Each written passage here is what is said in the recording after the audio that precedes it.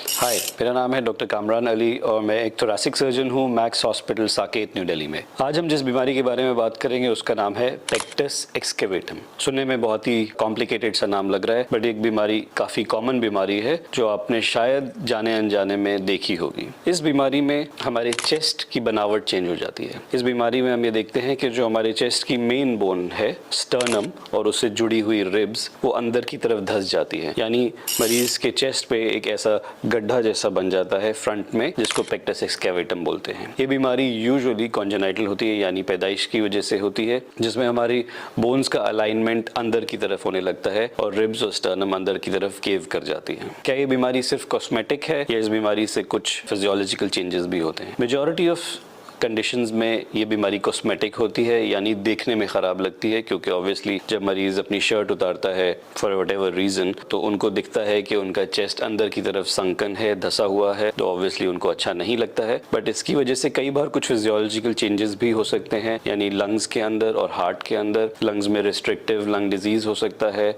और हार्ट पर भी प्रेशर हो सकता है, जिसकी वजह से कुछ चेंजेस बॉडी में आ सकते हैं। तो पेक्टस एक्सकेवेटम कितना सीवियर है ये जानना बहुत ज़्यादा ज़रूरी होता है। तो इसके लिए हमें एक बेसिक चेस्ट सीटी स्कैन कराना होता है, जिसमें हम एक इंपॉर्टेंट इंडेक्स को मेजर करते हैं नोन एज हैलर्स इंडेक्स। हैलर्स इंडेक्स होता है अगर हम अपने चेस्ट के ट्रांसवर्स डायमीटर को डिवाइड कर दें from the diameter between the sternum and spine, तो एक इंडेक्स निकल के आता है नोन एज हैलर्स इंडेक्स। अगर ये इंडेक्स 3.25 से ज्यादा है तो ये एक सिवियर पेक्टस एक्सकेवेटम है और majority of the time severe pectus excavatum में सर्जरी की जरूरत होती है। बट अगर mild to moderate pectus excavatum है, मरीज को बहुत ज्यादा तकलीफ नहीं है और वो उससे कॉस्मेटिकली भी बॉदर्ड नहीं है, तो इसको या तो छोड़ा जा सकता है या कंजर्वेटिवली ट्रीट करने की कोशिश की जा सकती है, जिसमें एक वैक्यूम बेल लगाई जाती है।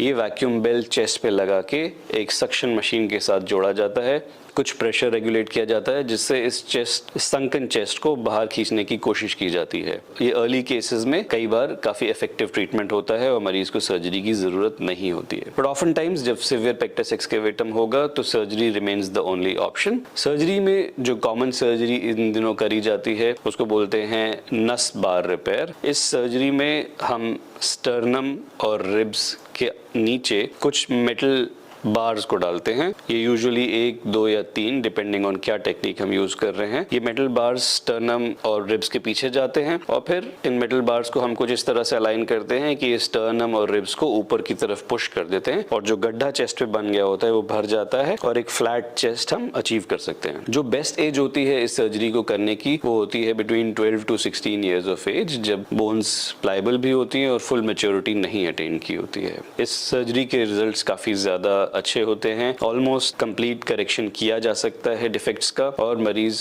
के चेस्ट पे बहुत ही छोटे से स्कार्स आते हैं at the side of the chest. इसमें किसी भी बोन को हम रिसेक्ट नहीं करते, किसी भी हड्डी को नहीं काटते हैं, सिर्फ और सिर्फ मेटल बार्स के हेल्प से उस डिप्रेस्ड चेस्ट को ऊपर उठा के ले आते हैं। तो आपने अगर किसी भी ऐसे इंसान को देखा है जिसको पेक्टस एक्सकेवेटम है, यानी उनका चेस्ट अंदर की तरफ धसा हुआ है, तो आप उनको सजेस्ट कर सकते हैं कि वो आसपास के थोरेसिक सर्जन से कंसल्ट करें और असेस करें कि क्या उनको सर्जरी की ज़रूरत है या नहीं।